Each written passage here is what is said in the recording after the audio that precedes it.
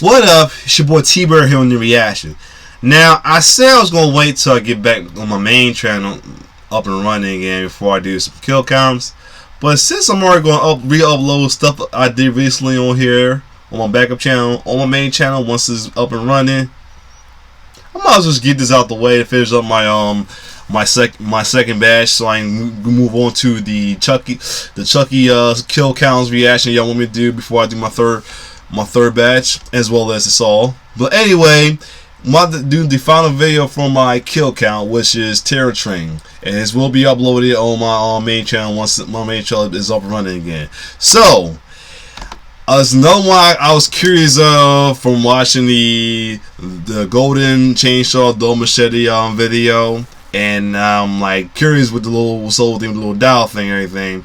And like I said, a lot of my curiosity with some of these videos are pretty good. Like, only one I still regret to this day is doing the Silent Night, Deadly Night series. Yeah, I'm not gonna live that down. I'm gonna dog the hell out of my. I'm gonna keep regretting that from the rest of my life. Except for the remake and possibly the first one, I'm gonna regret even doing that series. But other than that, let's get into Terror Train. This came out in 1980, and it's still Don't Look Away. You know, I've been pretty good with Don't Look Away for a good while, because a lot of these, like, I'm trying. I almost did it with what was it? Oh shit! Well, one of them I almost did it on too. I think it was one of the I think it was one of the Reanimators or the yeah, I think it was the Reanimator. I think the Reanimators almost lost it on. But yeah, other than that, let's get it.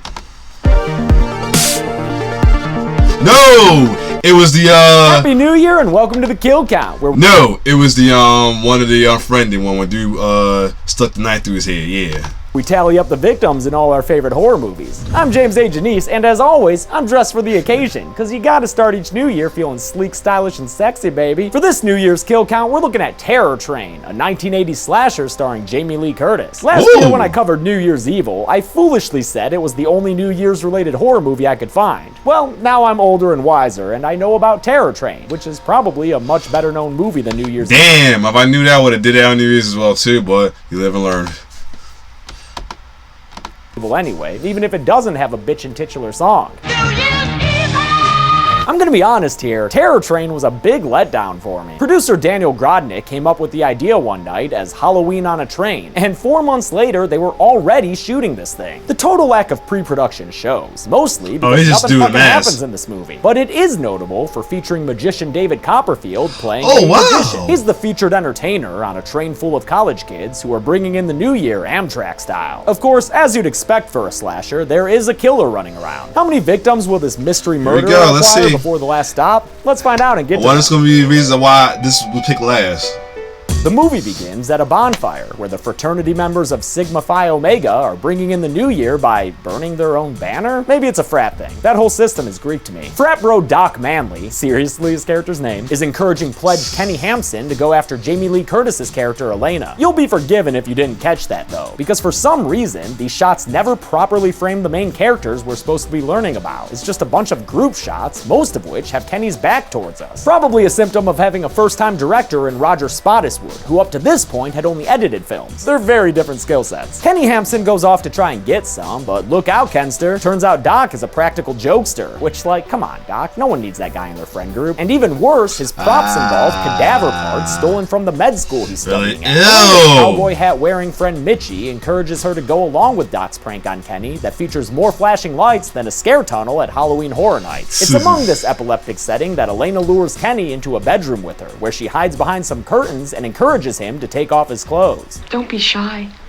This is my first time too. What, your first time hazing someone? Because that's what this is. A hazing. Is he gonna be the killer or something? Dozen online think pieces. Kenny climbs into bed with what ends up being a freaking dead and armless. That'll fuck you up for sure. And as his potential brothers rush in to laugh at him, Kenny has a tornado spin freak out, his screams getting the best of Elena, who apparently was not in the know about the whole dead body part of the prank. We jump to 3 years later, where a bus full of all those rowdy college kids are unloading at a train station. Everyone's wearing wearing costumes for some reason, and they're all real excited to bring in the new year together on an excursion train, which, yeah, I get, sounds like some steampunkish fun. The freshmen that we met in the intro are now seniors looking forward to graduation, like this dude Jackson, who's dressed as a member of our secret government. Doc, dressed as a monk, is still an obnoxious prankster guy, and his lame sense of humor is shared by obnoxious jokester guy Ed, who's running around dressed as Groucho Marx. Let's play That's gonna be charades, Groucho. and my word will be orgy. Wait! I think she sprung a leak. Either that or she's kissing me. The train will be under the direction of conductor Carney, played by Oscar winner and legitimate cowboy Ben Johnson, and entertained by the unnamed magician, played by a 24-year-old David Copperfield. Wow, Carney calls 24. all aboard, and as the kids load in, we see Ed stagger over with a sword in his belly. Everyone else thinks it's just a prank bro, but it's actually a fatal gut wound, which nobody seems to realize since they're too pumped about getting shwasted on a train. As he dies, Ed is stripped of his costume by the unseen killer, which will allow him to sneak aboard the train incognito. Then Hold up. So, Ed, hold up. When was Ed again? Oh, son of a bitch. Hold up. That's my fault. So, I'm trying to figure which one's Ed again. Sorry about that, which, folks. yeah, I get. Sounds like some steampunkish fun. The sense of humor is shared by a looking forward to graduation, like this dude Jackson, who's dressed as a member of our secret government. Doc, dressed as a monk, Doc. is still an obnoxious prankster guy, and his lame sense of humor is shared by obnoxious jokester guy Ed, who's Oh, running that Ed. I figured he didn't want to get killed because somebody took his costume as a killer. Yeah. So anyway, with a sword in his belly. Everyone else thinks it's just a prank bro, but it's actually a fatal gut wound, which nobody seems to realize since they're too pumped about getting shwasted on a train. As he dies, Ed is Damn. stripped of his costume by the unseen killer, which will allow him to sneak aboard the train incognito. Then for some reason, Ed rolls right onto the train track, so if he was still alive before, he definitely ain't no after the train rolls out of the station and crushes his safari hat and body. And just like that, this movie gets started on the right track. In the first act, Terror Train splits its time between the kids and the conductor, and no offense to Ben Johnson, the scenes featuring the train crew are pretty fucking pointless, with half of them just this dude Shovels talking about how trains are fixing to make a big comeback. You're gonna see a train on the cover of Time magazine one of these days. Yeah, I'm sure we are, pal. Slightly more interesting are the scenes with a sulky David Copperfield and his assistant as they scope out the fratty crowd. It's a rotten crowd. Oh, it beats a 6-year-old's birthday party. Oh yeah, it does. Stitches the Clown will tell you that. Like I mentioned, this is a costume party, and it's got everything from witches to leather gimps, which is why the killer is able to slink around undetected. He menacingly waits outside one of the cabins up front that's seniors only, where Jackson, Doc, and Elena's boyfriend Mo, who's dressed like a bird, are telling a few others about the Kenny Hampson incident of 3 years earlier. I bet the Elena killer is gonna be comes in Kenny and spoils Hansen. the ending to I that bet story. the killer is Kenny. hospital. Yep, sounds like Kenny never recovered from it, and the whole thing put Elena and Doc on permanently bad terms. And even just talking about it, and the revelation that this train party was Doc's idea instead of Mo's, gets Elena all upset. I think it's a weird and complicated plot device to have Elena pissed off about whose idea the party was, but at least her argument with Mo reveals something interesting. The fact that Doc might just be gay for Mo. Well, if she dumps you, you've always got me, you know. Whoa. Pause. I mean it. Sure, Wow. Doc's already dating Mitchie, but that don't mean he don't want Mo. A very drunk Jackson runs into the Groucho masked killer, but just assumes that it's Ed, being silent for no reason, and also, like, all of a sudden half a foot taller. He invites the fake Ed into a bathroom so he can get super duper extra drunk. Why give me the black guy? The killer grabs Jackson by the head and, after revealing his face to him, kills the space lizard man with a real quick head slap. Oh! Sucks that Jackson died so soon, but at least he kinda broke the stereotype by being killed second instead of first. Yeah, It's still early. Random scenes of David Damn, that's Copperfield fucked up. doing magic, and Nice. it's pretty obvious that his character was never part of the original screenplay. Turns out that co-producer Sandy Howard just really liked David Copperfield and wanted the movie to have David Copperfield in it. But the problem with magic tricks in a movie is that we can never be sure that they're not just a product of editing or special effects. So Copperfield's inclusion feels like one giant waste of time. Oh, and then conductor Carney gets in on the magic shit too? Man, none of this is necessary. And these college kids look ridiculous sitting on the floor of a boxcar and watching Copperfield and his assistant do illusions to a disco backing. It looks like the worst 8-year-old birthday party ever. That was pretty. Was it Carney? Was it? Doc and Mo get hit on by these two girls whose boyfriends are missing because they're this movie's murder victims so far. Ed's girlfriend, named Pet, is especially mad about his absence and is hoping to get her frustrations out on Mo. And Mary, played by friggin' Vanity, disappearance as an excuse to hook up with Doc. Tonight, he wants to come with her. Don't kill my Vanity, please, don't. Yo, Pet, what the fuck is your costume? Don't you kill my Vanity. And some pants pulled up to cartoon grandpa levels. What are you doing there? Conductor Carney Don't you dare kill my Vanity. Door and finds Jackson's bloody but still costumed body on the floor. I guess the murder was set up to look like some kind of alcohol accident, but that jar looked more like it got piss in it than anything. Yeah. Carney gets Charlie, the brakeman, to come back to the toilet with him, but when they open the door, the blood's all gone and the body inside that costume is moving. They chalk it up as some kind of practical joke and blame it on the alcohol. Speaking of alcohol, here comes Mitchie stumbling around the sleeper car. She takes the costumed killer, who she assumes is Jackson, off the train crew's hands, and again, just completely ignores the fact that the dude isn't saying a damn word. She pulls him into a sleeper bunk, and they watch as their apparent significant others walk by together. Mitchie is actually down Don't you kill my Vanity idea and tells the Space Lizard to use that Space Lizard tongue of his. But instead, the costumed killer puts his hand over her mouth to murder her as the train rounds a bend. So yeah, off-screen kill, but we get to see the body later when Carney comes across it, and that's when we see that her throat was slit. Elena runs into David Copperfield and develops a crush on him, cause ain't nothing sexier than a dude so confident he'll stand next to a plastic pony while he flirts with you. But just like that, he disappears, and Doc shows up to tell Elena that he and Mo are sorry for, you know, whatever, and that she should go talk to him. Doc's actually setting Mo up to get in trouble, since he knows that Mo is currently with that Pet chick who's trying real hard to get him inside of her, even though he's uncomfortable with the whole thing. But before Elena can even make it to that boxcar of sexual coercion, she runs into Conductor Carney, fresh off discovering Mitchie's body. He shows her the corpse, and Elena freaks out. I'm trying to give you a comforting hug here, lady. Can you please just stop slipping to the floor? There we go. I got you. That's so good, Mo Sammy. joins Doc at another freaking magic show that goes on for so long that it puts the boys to sleep. Copperfield's trick at this show is to disappear from the stage and reappear at the back of the crowd. And for his grand finale, he somehow disappears behind a sheet, even though all those kids sitting there would be looking right at him, and then has his assistant reappear when the sheet is lowered. Doc tries to tell Mo that his bored to sleep pretend act is starting to get a little old, but it turns out Mo is actually dead. You can tell by the ketchup Doc finds on his neck. He manages to get the body back to the sleeper cart where Carney and Elena are, and they open Mo's shirt to find some wounds in his chest, so I guess that's how he died. You know, chest wounds. They tell Doc that Mitchie is dead too, meaning this poor dude has lost 2 lovers in the span of 5 minutes, and then Carney decides to pull the brakes on this train, sending a bunch of drunk costumed kids flying all over the place. He then discovers a bloody hat and has a line of dialogue suggesting that 2 of his crew members, including Shovels, were killed. You must have got them both. So yeah, talk about a bad kill. Damn. I guess I'll put 2 on the count. Feels a little dirty though, almost as dirty as Shovels' face. R.I.P. Shovels. The college kids unload off the train while the remaining crew members search the carts for the killer, but all they're able to find are some of the magician's anatomically detailed props. Carney does a census outside while Doc stands there freezing and looking like warrior monk Tom Cruise. Elena puts together that all of the victims so far had been in on the Kenny Hampson prank and reveals that she found out Kenny himself had a violent past. They said he killed somebody before. Doc decides that he doesn't Kenny. want to stand around waiting to be a victim, so he drags Elena with him back onto the train to hide in one of the carts or something? I'm not sure. He locks them into a room and then, based on a yearbook that shows Kenny was into magic, develops a theory that,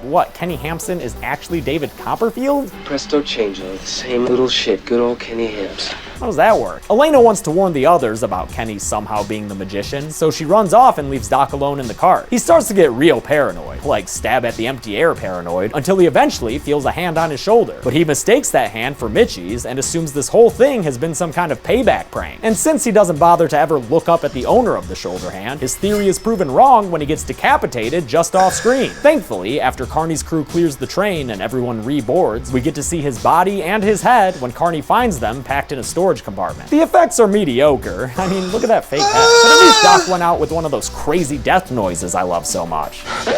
Beautiful. This trip is back on track, but the mood has really soured. Carney is following Doc's crazy lead that David Copperfield is the killer, so he gets the assistant out of the magic show caboose and locks it behind him with Copperfield still inside. Yeah, like chains ever stopped a magician. Ever heard of Houdini, motherfucker? Porter Donnelly puts Elena in her very own sleeper cart so she can get some rest while he stands guard outside of it. Elena Elena grabs a wire hanger in what I thought would be a great reference to Halloween, like her making it into a weapon or something, but nope, guess it's just nap time. Chief Porter Donnelly ends up being one shithouse guard, because the next time we see him, he's dead with a sword in his chest. Oh! And on the hilt, it's like he went to pull it out, then decided against it. The killer takes the head porter's axe and enters Laurie's cart wearing a new mask. The switching in and out of costumes idea is probably the best part of this movie. I just wish they had played around with it a little more. He swings the axe at Elena, but it turns out to be entrapment with a blow-up doll, because she's waiting to stab him from behind. Of course, that doesn't kill him, and instead, it merely kicks off a game of Ticket to Ride, Final Girl Circuit. Highlights of this movie circuit include the killer ripping out Elena's earring and her spraying him in the face with a fire extinguisher. Oh, a liquid fire extinguisher too. You don't see that very often. I mean, the foam ones are just more fun. Elena locks herself inside a cage and tries to plead with the killer by name.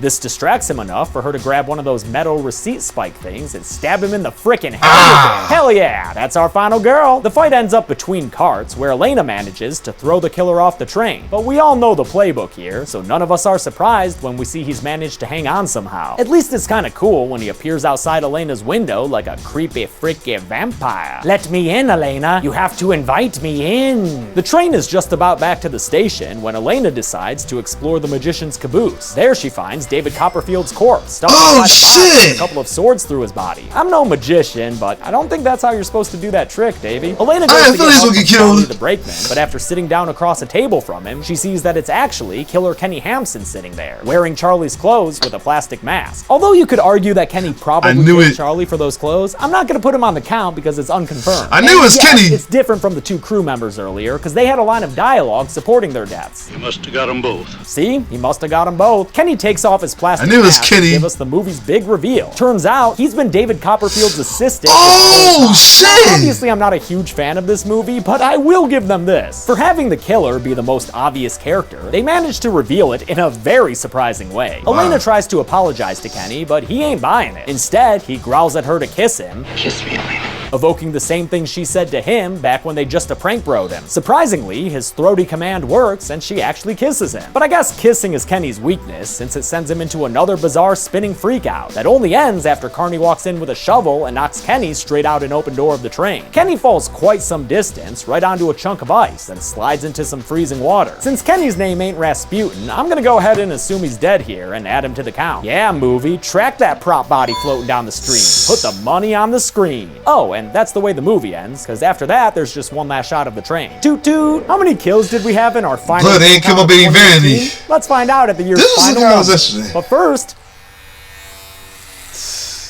yeah, I just did that. And I'd love it if your New Year's resolution was to not freak out if I ever decide to shave, all right? Because sometimes I want to cosplay as beardless characters, man, and other times I just like to switch it up. I like change, you know? The beard will grow back. It's not a big deal. So let me go clean this up, and then we'll do the numbers, all right? Remember, your resolution is to not freak out about this. You can do it. It's not that hard. Do it for me, right? You gonna come up with a clean face? Thanks, y'all.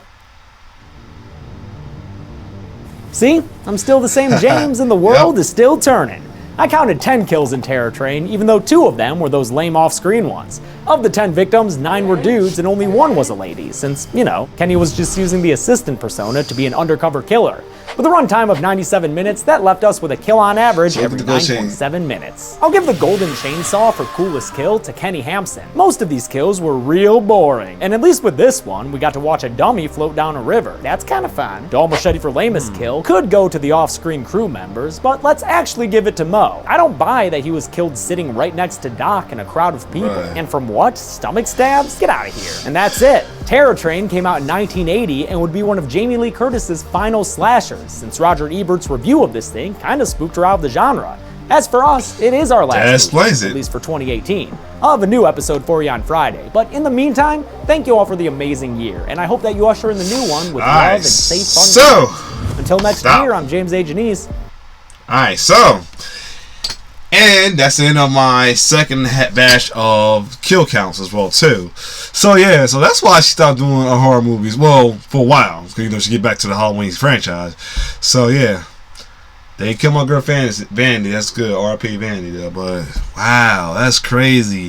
It was kind of a drag though too. But the kills like holy shit. Holy shit that happens. All that though. Of course the black guy had to get killed anyway. I don't care. He wasn't the first one. He's still second person to get killed. Still the only one to get killed though. Anyway, but yeah, that was a very interesting movie though. And it wasn't as more interesting than Silent Night, Deadly Night series. Yeah, I told you, I'm still gonna leave that regret down for the longest, or actually react to them. But yeah, other than that, that's all for this. Again, will be uploaded on my main channel, and this is all for. That's all it for the second batch of kill counts that I put a poll for. So now, next going forward will be the Child's Play series. Well, the Chucky kill counts. First, I'm gonna kick it off with the after the original with Bride Chucky, Seed Chucky, Coda Chucky, and all that. Then I will do the Chucky ranking best Chucky movie, and out of the original three, where the one got the best votes, with the highest rank out of the original three will be the one I react to as a kill count. Because like I said, I faithfully watched the original three before, and so my reaction will be as genuine. And it's been a while, but it won't be as genuine. And as for the new Child Play I haven't watched, I'm not gonna do a kill count on that because I actually want to watch that myself, the actual movie myself. And after that, I'll get started on the third batch, at least start half of it, and possibly do the top Saw kills. Maybe, I'm a little hesitant about Saw, but then again, I do want a challenge for trying to look away. Like I said, I've been doing good. I'm not looking away. But other than that, if you like my reaction, like, share, subscribe to my YouTube channel. It's your boy T-Bird signing off. One love.